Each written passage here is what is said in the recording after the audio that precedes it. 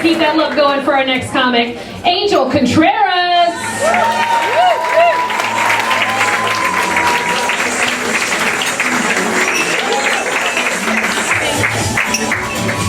My name's Angel, but I'm not a stripper. I'm just Latina. Ooh. My parents are from Mexico. My hair color's from Sally's. But yeah.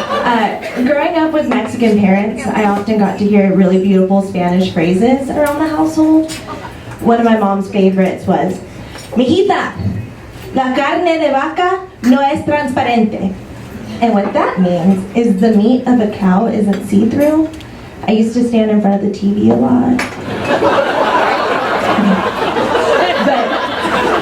But it's okay, I lost the weight. I kept the body dysmorphia. Yeah, last week I had to get a tooth pulled.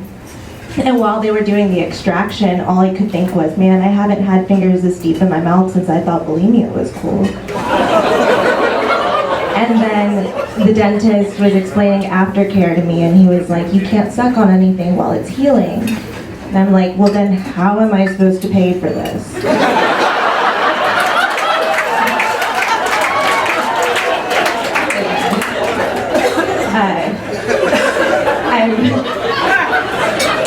I've been broke most of my life. I grew up poor. And when you grow up poor, sometimes you have to eat really weird things. And I'm pretty sure whoever came up with that show Chopped grew up poor, because that's what our kitchen was like all the time. And one time my second grade teacher asked us to submit family recipes for a classroom cookbook. And so the Italian kid in my class submitted a recipe for lasagna, the Southern kid a recipe for fried green tomatoes, and I submitted my favorite recipe, not knowing it was weird. It was 3 things: canned tuna, ketchup, and frozen peas. We called it Tuna Masterpiece. And according to my teacher, Tuna Masterpiece is not a traditional Mexican recipe. And I was like, well, it is because we make it and I eat it, and technically anything I eat is Mexican food. But now that I think about it, that might be why CPS showed up to our home. Yeah. I don't want to get too political tonight, but one good thing about the current administration and Trump being our president is that now when my mom gets a little lippy with me, I can just threaten to call ICE. Like I used to threaten to call CPS for that. Now Maria keeps her fat-shaming comments to herself.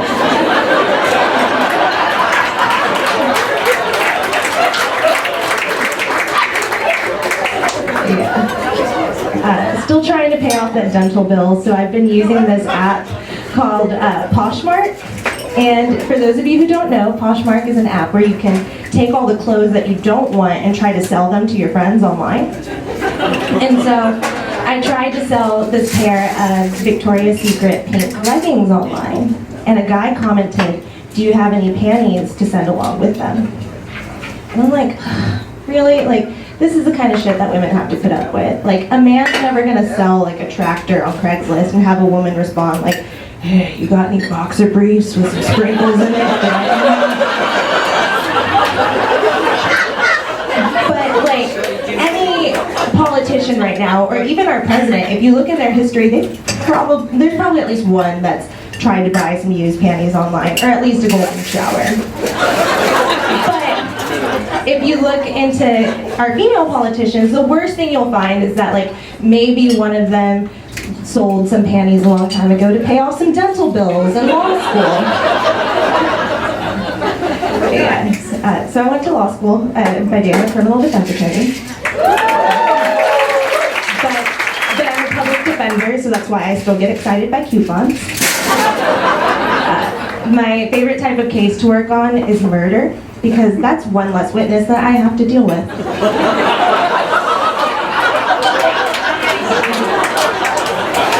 Sometimes people ask me what it feels like to have to defend someone who's done something that I don't agree with morally. And the closest thing I could compare it to is it's like giving a hand job. It's like, it does nothing for me, I don't feel good about it, but I can get you off.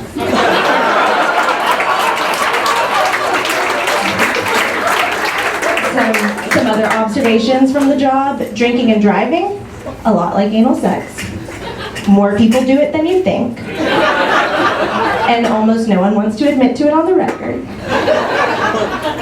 Yeah, I don't think my parents really understand what I do. Because when I go home and see them, they're always like, "Mahita, we're so proud of you. Keep those criminals off the street. Keep fighting crime." I'm like, oh no. I fight for crime. I need my weed guy free. And I'm pro-choice. Yeah, I don't recommend practicing law. It's the worst. It's ruined a lot of good movies for me, like Legally Blonde. Y'all, she was not a good attorney. She won that case based on her knowledge of perms, not the law. I promise you, every single one of her clients after that case in the movie is sitting in jail right now, right next to mine.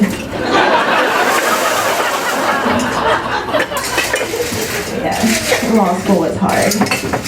It was also hard financially. When I was in school, when I would go to visit home, I never wanted to check a bag at the airport because I didn't want to have to pay that extra check bag fee. So I used to do this thing where I'd pretend to be pregnant. And so what I'd do is I'd bring my carry-on luggage, my purse, and then my backpack I'd put on backwards underneath a giant sweatshirt. But the trick to this is you have to do it after you go through TSA. Because if you put on that backpack before TSA, you get to see one of their special rooms and you miss your flight.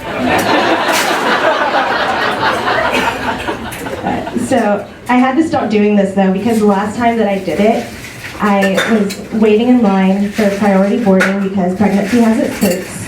And I was just standing there like this, really getting into character. And this woman came up to me and was like, "I can tell by the shape of your stomach that you're having a girl. Have you named her yet?" And I'm like, "Yeah, her name's Jan. Jan Sport."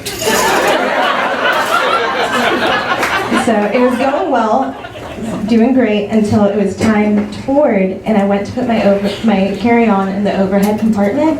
When I picked my arms up, y'all, my sweatshirt came all the way up, and the JanSport just fell out. And have you ever been caught shoplifting? Yeah, me neither. But that's exactly what it felt like. Plus side, I could drink for the rest of the flight. I know some of y'all might be judging me, like, "You can't pretend to be pregnant, that's wrong." But at least I didn't do it to trap a man. That's what my tuna masterpiece is for.